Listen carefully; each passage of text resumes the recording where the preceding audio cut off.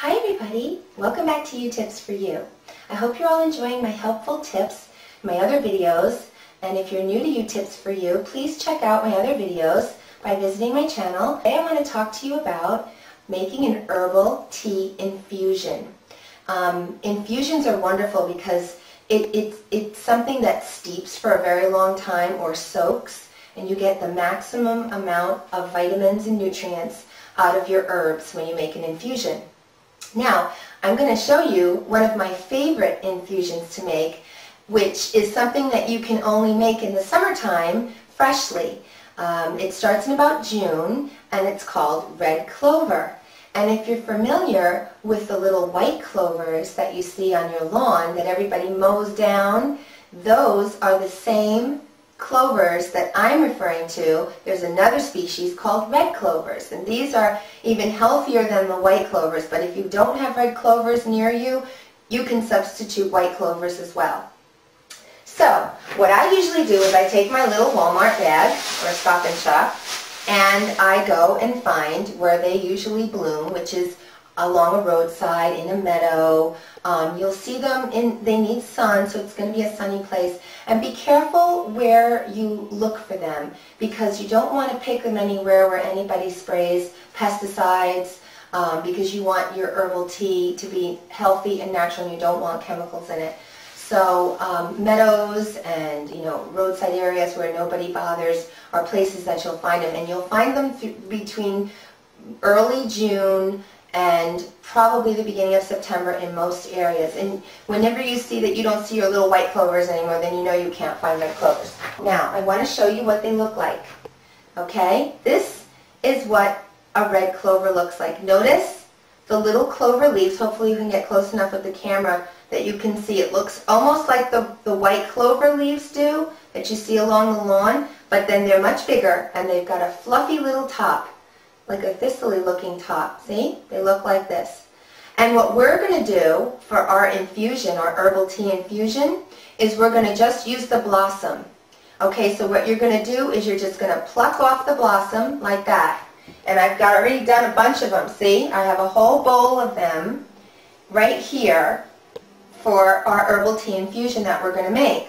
And what you're going to do is you're going to rinse them really well under tap water. I usually fill the bowl and really swish it around, because sometimes they have little ants, little bugs. They're very sweet, and that's what they make clover honey from. They make them from clover blossoms. So the bugs love them, so you want to make sure you clean them up. And you just discard your stems. You just throw them away. They are actually edible. You can use them in salads, but I don't generally do that. There's a lot of things you can just pick in your own nature that you can use in salads and teas. It's a wonderful, healthy, and therapeutic way to enjoy herbs, and these are flowers. You can also pluck the little florets off and put them in salads. If you don't want to just make a tea with them, you can do that as well. And I want to tell you about the benefits of red clover. Red clover is a wonderful hormonal balancing herb. Of course, we're talking about folk medicine here, because these things are never really proven in traditional medicine, but they have gone back for centuries as a wonderful help with PMS, if you have irregular periods, if you have menopausal symptoms, hot flashes. It's also wonderful for infertility if you're having problems conceiving. Red clover has been known to be wonderful for infertility. It's great for your blood. It's a actual blood thinner in some respects. It contains a compound called calmyrin, which is like the calmidin that you hear. That's the medicinal kind. So if you're on calmidin, you may want to avoid red clover because you don't want to thin your blood too much. Again, I'm not sure how much of this that you would have to have in order for these types of medicinal effects to be, so I just have it as a tea for general use for myself, and I find that it's great. And if it helps for PMS, I mean, I think it does. I think it calms you down, it makes you feel better.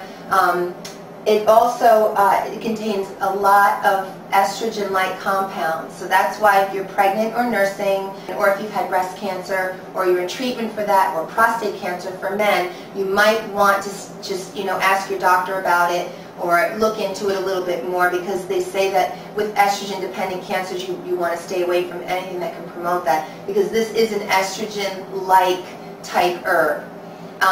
I think it's great. It's got cancer-fighting properties to it. It's loaded with calcium. It's great for your bone density, especially for women after menopause. They start to lose bone density. This is a wonderful thing that you can have. And I like having it fresh. I mean, you can buy red clover tea, probably supplements as well, but I like to wait for the spring and summer when I can pick my own out in the garden and I can make my own infusion. It's a lot of fun. It makes me feel closer to nature, and I feel like I'm getting something really healthy and fresh. I'm going to rinse this big bowl here, and then I'm going to proceed with making the herbal tea infusion. Okay, so as you can see, I'm filling up the whole bowl of water, and I'm smushing them around. I have a strainer here, and I just pour it into the strainer so I don't lose any of them in the sink. And then I do it again. I drop them back into the bowl, I turn on the tap water, and I just fill up the bowl, and I smush them around to get all of the little bugs out. The little bugs are going to die anyway, if you get any, when they hit the boiling water when you make your tea. So not to worry if you miss any. So, if you're a real bug adverse person. Okay, so I'm boiling the water here. You'll need a glass jar to put your infusion in after your tea is boiled. And you'll want to store it in there for at least 4 hours to overnight to get the maximum effect of the vitamins. And my recipe also involves putting a teaspoon or so, whatever to your taste. I use about a teaspoon of unprocessed, raw, organic honey. It has the bee pollen, the bee propolis, and the royal jelly in it. I put that in all of my herbal tea infusions and all my herbal teas that I use because it's so natural. So once your tea is boiling, your water is boiling, I've got a quart of water in here, and I, to a quart, am going to use a cup of fresh blossoms. Okay? And all you do is you just put it right into the boiling water. And as soon as you see it start to boil up again, you turn your heat down because it's going to simmer. You need to simmer it for 10 minutes. 10 minutes is important because you want to make sure you break down the cell walls and release all the nutrients. So it's boiling now. I'm going to set it down to simmer. I like to use this little porcelain pot. Don't use an aluminum pot. You don't want aluminum leaching into your specialty. Or if you have a teapot, you can use that. And I'm going to put this on 10 minutes. And I'm going to let that boil. Now, at the end of 10 minutes, I'm going to remove my pot from the heat, but I'm going to still let it sit there. And I'm going to take a teaspoon of honey. I'm going to put it right into the hot water, and the whole thing is going to just steep and sit. When it's cool enough, I pour it into my glass jar, and you want to use a glass jar with a lid, and I will let it sit overnight. I like to refrigerate mine, and I wouldn't recommend that you leave it too long because these natural types of infusions, they don't last that long, so you want to use it within a day or two, even if it's refrigerated. And if you want to add a little lemon juice to taste, you can do that. You can also make more. You can double the recipe for 2 quarts, you can quadruple it for a gallon, depending on how many people in your family are going to be drinking it. This is just going to be made for me, and I'll drink it over the course of maybe 2 days.